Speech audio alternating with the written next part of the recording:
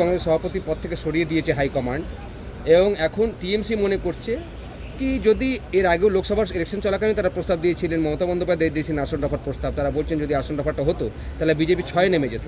এখন অধীর নেই, আবার করে যদি প্রস্তাব আসে তারা বিবেচনা করবেন। আফটার অল তারা তো ইন্ডিয়া জোটেই রয়েছেন, পশ্চিমবঙ্গ এক হতে পারেন। সমস্ত রফাদফা করে কংগ্রেস আর তৃণমূল দেখে নিয়েছে ফলটা কি, যে তৃতীয়বারের জন্য প্রধানমন্ত্রী নরেন্দ্র দামোদর দাস মোদী। এটাই কালের দেওয়াল লিখন।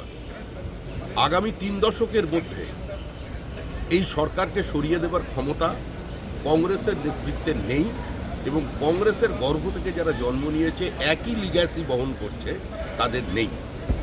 যারা শুধুমাত্র পশ্চিমবঙ্গ কেন্দ্রিক একটা রাজনীতি করে ওখান থেকে তৃণমূলের সমর্থন পেয়ে এখানে সরকার ফেলে দেওয়ার একটা স্বপ্ন দেখছেন, এই স্বপ্ন দিবাস্বপ্নই থেকে যাবে।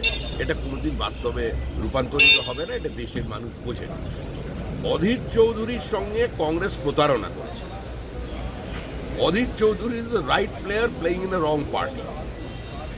কংগ্রেসে থেকে তৃণমূল কংগ্রেসের বিরোধিতা করা যাবে না, মমতা বন্দ্যোপাধ্যায়ের আক্রমণ করা যাবে না। তো এইটা খাড়গে সাহেবরা বুঝিয়ে দিয়েছেন, এটা হওয়ারই ছিল। রাইট পার্টি কি বিজেপি অধীরের জন্য?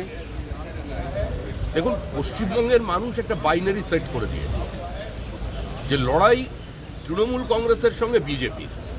তৃণমূল কংগ্রেসকে যদি কেউ হারাতে পারে বিজেপি হারাতে পারে।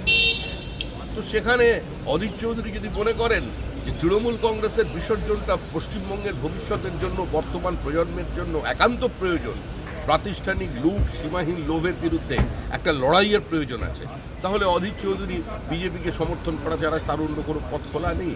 হয় তিনি সরাসরি তৃণমূল কংগ্রেসকে সমর্থন করুন, আর না হলে তৃণমূল কংগ্রেসের বিরোধিতায় যে বিজেপি সামনে আছে বিজেপির পাশে দাঁড়ান।